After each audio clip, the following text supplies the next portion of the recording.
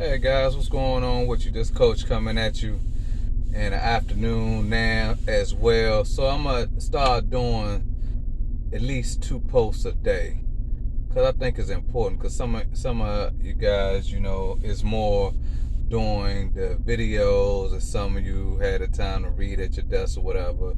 And so I think it's important to get the message out. I try to give a message of inspiration every day.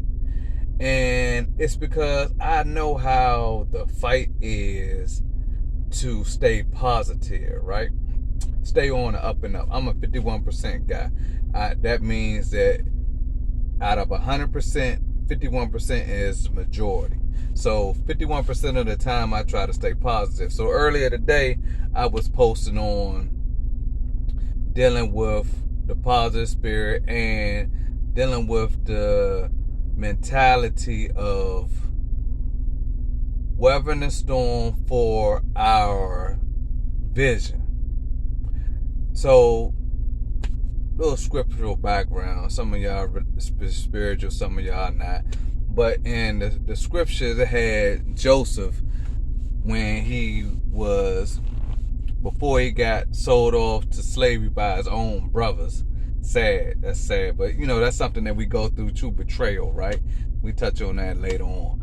But before he got sold into slavery by his own brothers, he had a vision of, used to have dreams.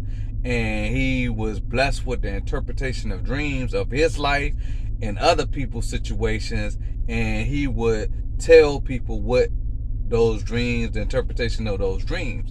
So he had a dream, and his problem was he would tell people what he envisioned of his own life.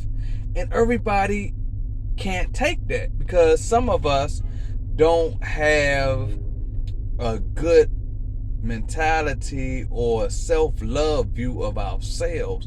So for another person to tell us what they envision for themselves, the hater comes out unbeknownst to them. They don't know why they hate, but really is a lack of self-love that they have for themselves, and it perpetrated onto another person because they don't view themselves on that high esteem. So I've learned that I hold it close to my chest. I don't tell all of my visions. I had visions since I was a youngster of things I would accomplish in my life, but I don't tell everybody. I wait until I get to different stages, then I reveal different things at those stages.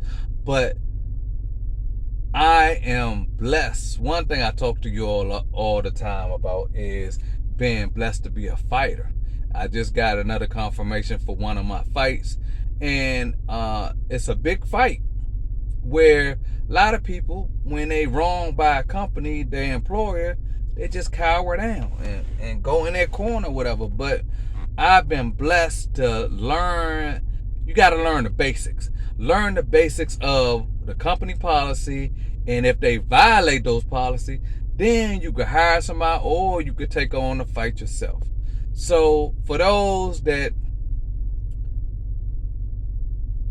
can fight for themselves, kudos to you for having that spirit. For those that don't think you have that spirit to fight, go ahead and talk to somebody. Holler at Coach and I give you a free consultation on, okay, if you got a case or not.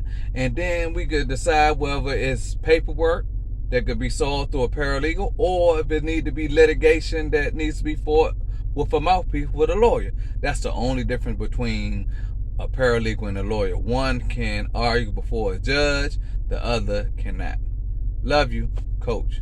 Stay strong and fight.